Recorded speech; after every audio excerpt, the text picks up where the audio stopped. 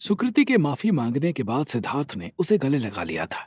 वैसे भी उसे ये बात तो पता थी कि आज नहीं तो कल योगेंद्र उसके पास पहुंच ही जाएगा। इसलिए वो योगेंद्र से भागने के बजाय अब लड़ने पर ध्यान दे रहा था। उसके साथ साथ उसे पारद के द्वारा बताई गई बातों पर भी ध्यान देना था, जिसमें उसने आगाह किया था कि उसे मारने के लिए कोई आ गया है।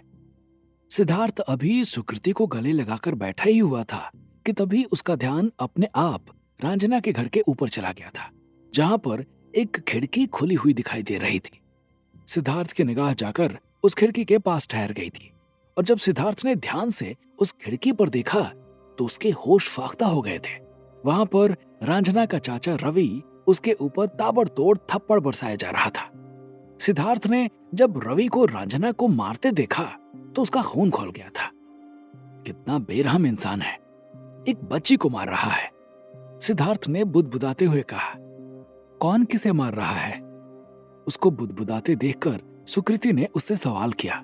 सुकृति के सवाल पूछने पर सिद्धार्थ ने उंगलियों से रांझना के घर की तरफ इशारा किया, और रांझना को मार खाते देखकर उसका भी खून खौल गया था। कितना घटिया आदमी है। एक मिनट, मेरे साथ चलो, मैं बताती हूँ उन्हें कि चाइल्ड अब्यूज क्या होता है। इतना कहकर सुकृति उठी और नीचे जाने लगी। सुकृति को नीचे जाते देखकर सिद्धार्थ भी उसके पीछे पीछे चल पड़ा था। वो दोनों अभी सीढ़ियों से उतर ही रहे थे कि तभी किसी काम से ऊपर आ रहे अभिमन्यु ने उन्हें देख लिया और कहा, अब कहाँ जा रहे हो तुम दोनों? अभिमन्यु के सवाल करने पर सिद्धार्थ ने रांझना के मार वाली घटना के बारे में बता दिया था। सिद्धार्थ की बात सुनने के बाद अभिमन्यु ने उसे रोकते हुए कहा, वहां जाने का कोई फायदा नहीं है सिद्धार्थ, इनका रोज का है। वह बेचारी कई सालों से मार खा रही है, अभिमन्यु ने कहा। अभिमन्यु की बात सुनकर सिद्धार्थ चौंक गया था। यानी अब सबको पता है कि रवि अपनी भतीजी को पीटता है, फिर भी आप कुछ नहीं कहते उसे? सिद्धार्थ ने अभिमन्यु से सवाल किया। कई बार रोकने की कोशिश की, पुलिस भी बुलाया, लेकिन रवि बहुत बदतमीज इंसान है, दिमाग से सटका हुआ है, पुलिस से ही बदतमीजी करने लगता है, इसलिए अब पुलिस ने भी आना बंद कर दिया है। और वैसे भी रांझना और उसके चाचा, वो दोनों भी तो कम नहीं हैं, अभिमन्यु ने विवशता जाहिर करते हुए कहा। कम नहीं है मतलब? उन्होंने क्या किया? सिद्धार्थ ने सवाल किया। क्या किया है? अरे भाई ये पूछो क्या नहीं किया है। एक बार मैंने चाइल्ड वेलफेयर एसोसिएशन में रवि की शिकायत कर दी, और वो लोग जब आए तो इन दोनों ने सिरे से नकार दिया कि रांझना के साथ कोई जुल्म हो रहा है। अब बताओ, कोई इसकी मदद करने की सोचे भी तो सोचे कैसे? अभिमन्यु ने जवाब दिया। अभिमन्यु का जवाब सुनकर सिद्धार्थ सन्न रह गया था। आखिर ऐसी क्या मजबूरी थी रांझना जैसी कम उम्र की बच्ची मार खाने के बाद भी अपने चाचा को ही सपोर्ट कर रही थी? अभिमन्यु की बात सुनने के बाद सिद्धार्थ को उनके बीच में बोलना ठीक नहीं लगा, और वो नीचे चला गया था। सुबह हो चुकी थी। रिया और अमन दोनों दिल्ली से ईटानगर आ चुके थे, जहां से उन्हें सिद्धार्थ को ढूंढने का मिशन शुरू करना था। उन्होंने इस मामले में पेमा की मदद लेने की सोची, लेकिन पेमा का नंबर बंद बता रहा था। इसके बाद उन्होंने प्रभुनाथ का नंबर निकलवा कर उसे फोन किया, लेकिन वो भी रात में अधूता के हाथों मारा जा चुका था। सिद्धार्थ के बारे में रिया और अमन दोनों को कोई भी सुराग नहीं मिल रहा था। अब क्या करें मैम? अगर सिद्धार्थ नहीं मिला तो फंडिंग भूल ही जाइए, अमन ने रिया से कहा। अमन की बात सुनने के बाद रिया ने अपनी ठुड्डी पर हाथ रखा और बोली, एक आदमी है जिसको सिद्धार्थ के बारे में पता होगा, और मुस्कुरा उठी थी। उसने ड्राइवर को बुलाकर गाड़ी बाहर निकालने को कहा, और फिर कुछ ही देर में रिया की गाड़ी माथुर विला से बाहर निकल गई थी। इधर रिया सिद्धार्थ को ढूंढने के लिए हाथ पैर मार रही थी, दूसरी तरफ प्रीतपुरा में फिर से हंगामा मचा हुआ था। पुलिस की 2 गाड़ियां प्रभुनाथ के घर के बाहर और 2 गाड़ियां मुखिया हरमन सिंह के घर के बाहर खड़ी हुई थी। उन्हें ढूंढ दो, मेरा उनके सिवा इस दुनिया में कोई और नहीं है, अगर वो ना मिले तो मैं भी मर जाऊंगी, प्रभुनाथ की पत्नी शांति देवी ने रोते हुए कहा। मिल जाएंगे चाची, आप परेशान ना होइए। वहां आए एक पुलिस वाले ने शांति को ढांढस बंधाते हुए कहा, लेकिन शांति का दिल मान ही नहीं रहा था। वो बार बार संकेत दे रहा था कि प्रभुनाथ के साथ कोई अनहोनी हो चुकी है। यही हाल मुखिया हरमन सिंह के घर पर भी था। अभी एक दिन पहले ही उनके घर जवान बेटे की मौत हुई थी, और उसकी मौत की वजह अभी तक सामने नहीं आई थी। अब उनके घर के मुखिया भी गायब थे। लेकिन वो प्रभुनाथ की तरह मारे नहीं गए थे, बल्कि उनके शरीर पर अधूता ने कब्जा कर लिया था और वो तेजी से ईटानगर की तरफ बढ़ता जा रहा था। जैसे जैसे अधूता ईटानगर की तरफ बढ़ रहा था, वैसे वैसे रणधीर के पहाड़ी वाले घर के अंदर छिपाकर रखे गए शक्तिमौली के गले में पड़े राज्य रक्षक आदित्य के टीके से काली रोशनी निकलने लगी थी। जिस समय ये काली रोशनी निकलनी शुरू हुई थी, उस वक्त टिया और रणधीर दोनों वहीं मौजूद थे और उसके गले में पड़े पत्थर से काली रोशनी निकलते देखकर वो दोनों चौंक गए थे। ये क्या हो रहा है टिया? रणधीर ने चौंकते हुए कहा। मुझे क्या पता, लेकर इसे तुम आए और मुझे भी इसके चक्कर में फंसा दिया है। कभी इसके गले में सफेद रोशनी निकलती है, कभी लाल निकलती है, आज काली निकल रही है। ऊपर से इसका घाव भी न घट रहा है और न बढ़ रहा है। मैं कह रही हूँ कि अंकल से बता दो, वो भी नहीं मान रहे हो। मुझे बहुत डर लग रहा है, कहीं ये हम दोनों के मौत की वजह ना बन जाए। टिया एक सांस में ही सारी बातें कहते हुए रणधीर के ऊपर बिफर पड़ी थी। वो शक्तिमौली के वहां होने की खबर रणधीर के पापा को बताना चाहती थी, लेकिन रणधीर न जाने क्यों टिया को बार बार इस बात को बताने से मना कर रहा था। हम नहीं बता सकते टिया, तुम मेरी बात समझो। अगर इससे हमें नुकसान पहुंचना होता तो अब तक पहुंच गया होता। मुझे नहीं लगता है कि हमें इस आदमी से कोई खतरा है। रणधीर ने टिया को समझाते हुए कहा। क्यों नहीं बता सकते रणधीर, क्यों नहीं बता सकते हम?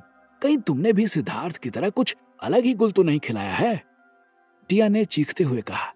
रणधीर ने भले ही अपने आप को सुधार लिया था, लेकिन वो टिया की जुबान पर सिद्धार्थ का नाम बर्दाश्त नहीं कर सकता था।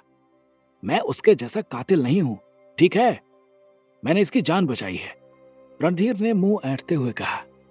अगर हम किसी को पसंद करते हैं और हम खुद उसकी बुराई करते हैं तो हमें फर्क नहीं पड़ता है, लेकिन अगर उसकी बुराई कोई और कर दे तो हमारे तन बदन में आग लग जाती है। टिया के साथ भी यही हुआ। रणधीर के मुंह से सिद्धार्थ की बुराई सुनकर टिया का दिमाग ही खराब हो गया और फिर उन दोनों के बीच जुबानी जंग होने लगी। वो दोनों आपस में एक दूसरे को भला बुरा कहने लगे थे। अभी टिया और रणधीर आपस में लड़ ही रहे थे कि तभी उन्हें किसी के आने की आहट सुनाई पड़ी और उस आहट को सुनकर दोनों एकदम से शांत हो गए थे और छुपकर सुनने की कोशिश करने लगे थे। वहां पर किसी के कदमों की आहट सुनाई दे रही थी। ऐसा लग रहा था कि जैसे कोई सूखी पत्तियों पर पैर रखते हुए उन्हीं की ओर चला आ रहा हो। यहां कौन आ सकता है? रणधीर ने फुसफुसाते हुए कहा। मुझे क्या पता यार, तुम हर सवाल मुझसे ही पूछते रहते हो। टिया खींचते हुए बोली। उसके खींच देखकर रणधीर को गुस्सा आ गया और बोला, खड़ी मेरे सामने तुम हो तो पूछूं मैं किससे? लेकिन इससे पहले टिया कोई जवाब देती, उसके तरफ आने वाली आहट और तेज हो गई थी। अब वो दोनों सांसें रोककर वहीं छुप गए थे। इधर टिया और रणधीर किसी के आने की आहट में छुपे हुए थे और उधर रिया और अमन अपनी टारगेट लोकेशन पर पहुंच चुके थे। रिया की गाड़ी एक अपार्टमेंट के सामने जाकर रुक गई थी और वो दोनों गाड़ी से उतर गए थे। ये तो रजत का घर है मैम, इसे कैसे पता होगा? अमन ने शंका जाहिर करते हुए कहा। सुकृति और सिद्धार्थ साथ होंगे। मुझे पक्का यकीन है कि रजत को सुकृति के बारे में जानकारी होगी, रिया ने अमन से कहा। रिया की आवाज में ठंडी निराशा थी। सुकृति का नाम लेते हुए उसकी आवाज में एक दर्द की मिलावट सुनाई दे रही थी। उसके बाद वो दोनों अंदर चले गए थे।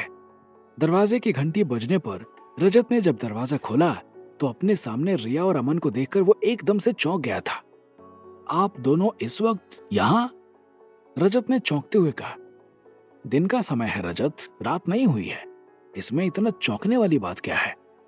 रजत को चौंका देखकर अमन ने कहा। नहीं नहीं नहीं, मेरा मतलब वो नहीं था। आप लोग करण और रणजीत सर के फ्यूनरल पर नहीं आए और आज अचानक से आ गए, इसलिए मैं चौंक गया।